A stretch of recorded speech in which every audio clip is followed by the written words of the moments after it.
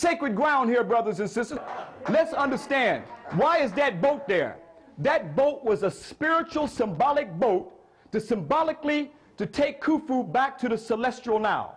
What was the purpose of the celestial now? What you see behind me is not a spaceship that landed and happened it didn't make it back. Okay. What you see right there is the pyramid, is the boat of Khufu. That is his solar boat.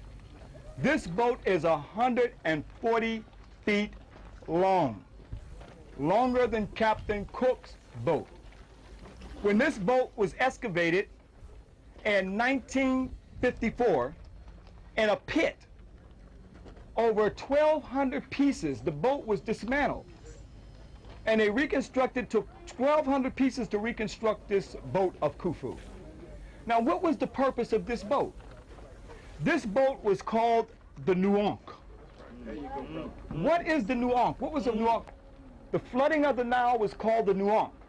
Now, when the Nile flooded, it was Khufu who realized that he could take his solar astral journey through the Nile to the celestial Nile, that was the Milky Way, to take him back to his father, Asar.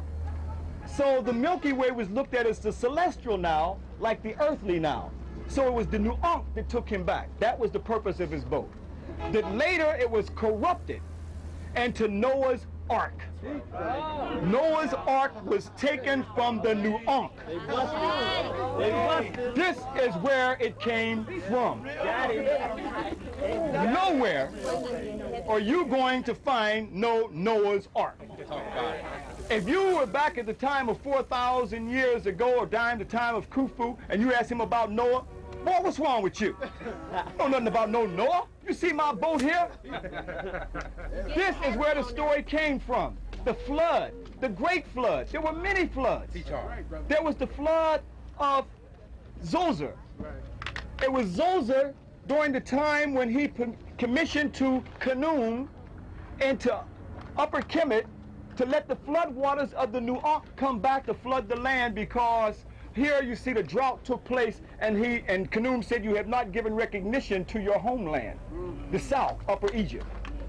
And then we see Khnum let the flood waters open up. This is where we get the story. This information is not given to no one here but you, because you got a whole different reason for being back here. And that is to tell the truth. We want the truth and nothing but the truth. That's what we want here. You see? It's a new day. Something is opening up here. It's a spiritual consciousness. So you are looking at the Nuank, where the Noah's Ark came from. The Nuank. That's the origin. Now they got it encased in this casing here. That boat was a spiritual symbolic boat to symbolically to take Khufu back to the celestial now. What was the purpose of the celestial now? The celestial now symbolically took him back to his spiritual father and first father, that was Asar. So here you see the inundation of the Nile connected with the Milky Way. This was called the Nuank. The flooding of the Nile was called the Nuank. And that was the purpose of Khufu's boat, was symbolically and spiritually was to take him back to his spiritual father. And that was during the inundation. So when the Nuank took place, that spiritually told us that we would connect to the Milky Way. That Nuank was corrupted to Noah's Ark. We got the boats, brothers and sisters. Here's the boat right here. If you went back to over 4,000 years ago in the fourth dynastic period and asked Khufu about Noah, boy, what's wrong with you? I don't know nothing about Noah. Here's my boat right here. Here's all the animals of the world doing the number one, number two, and everything. They just tell us any kind of stories. That's why they can only give you a picture of the story. But yet this flood was supposed to have taken place because we are told that God in the Bible said that he was tired, that because in Genesis chapter 1 through 6, the sons of God married the daughters of men. Is that right? This is where we were at fault in Kemet, because we married foreign women on our African throne. Although we would never marry none of our own to the foreigners, because they were goddesses. Here, during the 5th dynasty, this African king is called Sahara. Now, here's the first time that we get a concept called Sa-Ra. Sarah means the son of God. They were the sons of God in Kemet, marrying the daughters of men onto the throne of Kemet. This is where you get the concept in Genesis chapter 1, where the sons of God married the daughters of men, was taken from ancient Kemet. Brothers and sisters, here we have holy texts, holy writings. We've gone into Unis's pyramid. We've gone into Teti's pyramid. Spiritual writing when the Sahu, the spiritual body, astral projected. This is long before biblical text was even in existence. For many years, I've taken groups back on our Kemet New Know Thyself educational tour, back to the land of Kemet, now called Egypt today in the northeastern part of Africa, to see an eyewitness account where many of the Western world's Judeo-Christian concepts were literally taken from the temples and tombs of Kemet. Let's go to the tomb of Teti to see some of these first religious concepts carved in stone. They kept Teti closed for years. That's what they do. They close stuff and open stuff. As we mentioned to you, this is the pyramid of Teti, and although you see it in the dilapidated state at this particular period, they did not make the solid stone pyramid that you saw in the Giza Plateau at this particular time.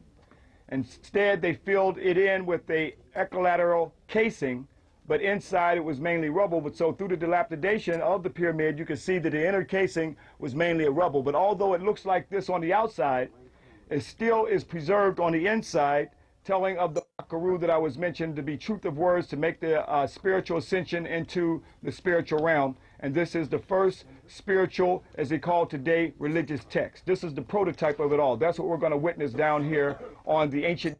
At this particular period of the 5th and 6th dynasty, these are the only pyramids that actually have writing on the walls. That's why it's called pyramid text, okay? Because at this time it has the writing. If we have gone into the Great Pyramid of Khufu or Akhet Khufu, you have no writing. When we go into Sneferu's pyramid, there is no writing.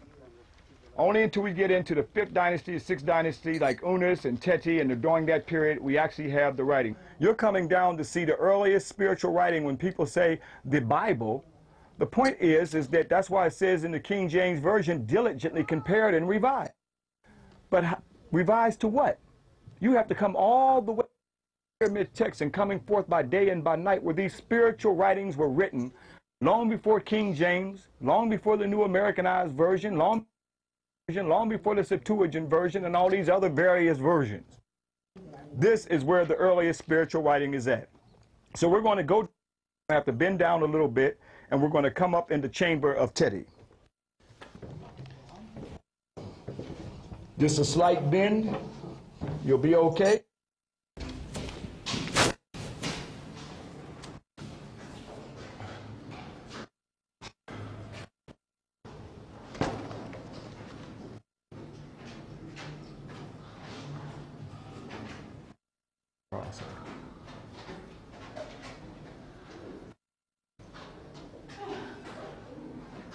So you are down into Teti's pyramid of the 6th dynastic period.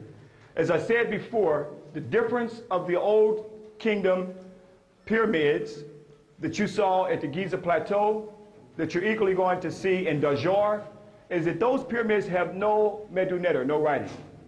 But during the 5th and the 6th dynasty, we see the writing, what is known as the pyramid text. This is where the pyramid text came from. This is the prototype of the earliest religious writing. Without this, Kemet would not have Per and Haru coming forth by day and by night. You would not have a Torah. You would not have a Bible, and you would not have a Quran. This is the origin of the earliest spiritual writing. We're talking about this pyramid is actually a book in stone. So this is a book in stone about how Teti, you see his Shenu. We know it's Teti because we see the 2 T's. That loaf-like figure is a T, and the I, and the royal Shenu, also called the Ren, saying that this is about Teti's spiritual ascension into the Duat, or we know as the heavens today.